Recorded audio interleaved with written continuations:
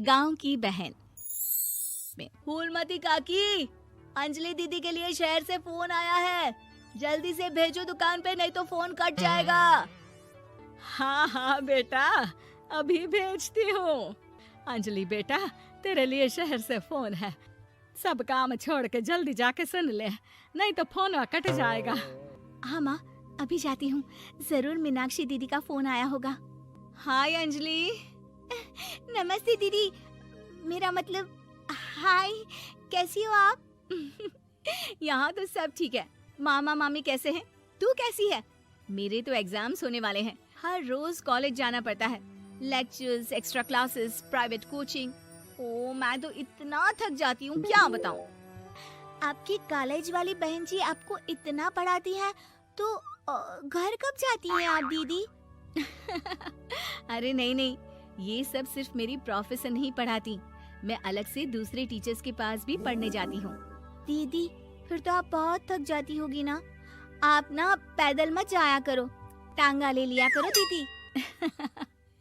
नहीं मेरी भोली बहन, ना मैं पैदल जाती हूँ, ना ही यहाँ टांगा मिलता है, मैं बस से जाती हूँ और थोड़ी दूरी के लिए रिक्शा ले लेती हूँ।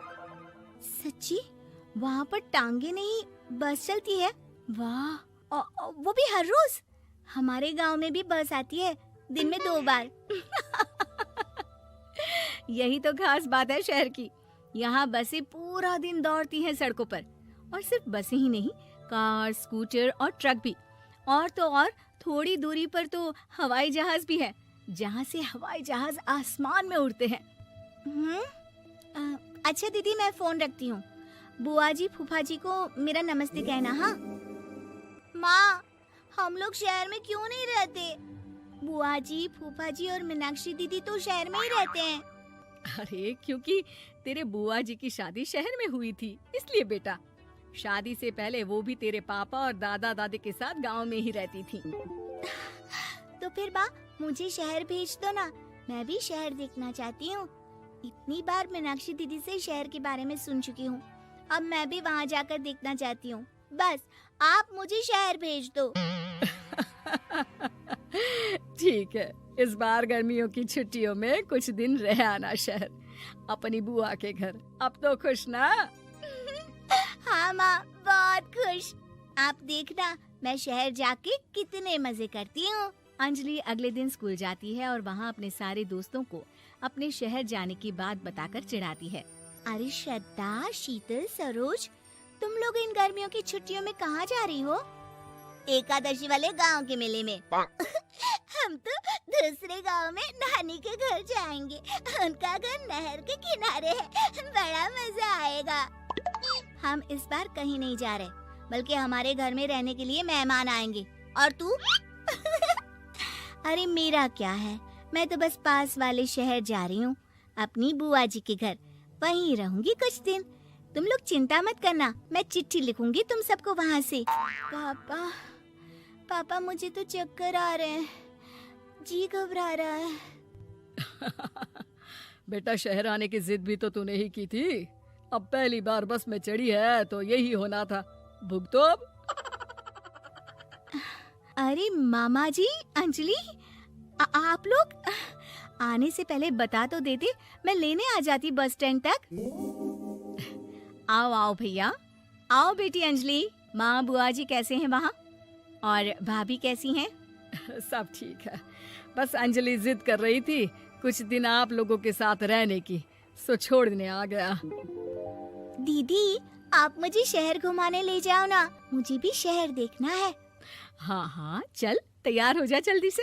अंजलि तैयार होने जाती है और कुछ देर बाद जब बाहर आती है तो अरे ये क्या कर दिया तूने, मार्केट तक ही तो जाना है, इतनी डार्क रेड लिपस्टिक, इतने बड़े बड़े झुमके और चूड़ियां और चेहरे पर इतना सारा पाउडर। मेरी बहन, ऐसे नहीं चलेगा, जा और ये सब हटा के आ। अरे कैसे, क्यों?